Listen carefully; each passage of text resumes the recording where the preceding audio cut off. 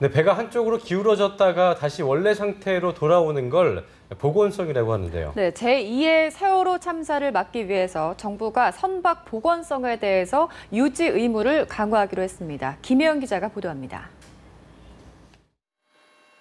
지난해 4월 16일 발생한 세월호 침몰 사고. 희생자 수만 304명으로 이 가운데 9명은 아직도 가족의 품에 돌아오지 못하고 있습니다. 세월호 참사의 주요 원인 중 하나는 바로 복원력 상실.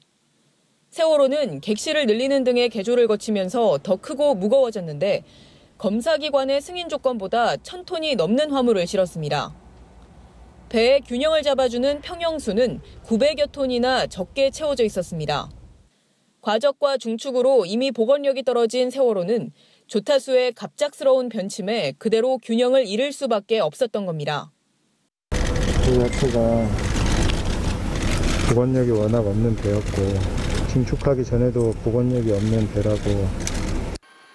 정부가 세월호 참사와 같은 해상 사고를 막기 위해 선박의 복원성에 대한 유지 의무를 강화하기로 했습니다. 선박 소유주뿐만 아니라 선박을 점유하거나 사용한 자에 대해서도 선박의 복원성을 유지해야 할 의무를 부과했습니다. 이 같은 의무를 어길 경우 선박 소유주와 동일한 수준인 3년 이하의 징역이나 3천만 원 이하의 벌금에 처하게 됩니다.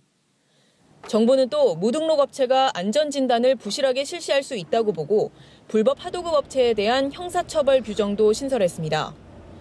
정부는 이를 비롯한 교통 레저 분야 제도까지 포함해 모두 7개의 안전 관련 제도 개선 과제를 선정하고 적극 추진하기로 했습니다.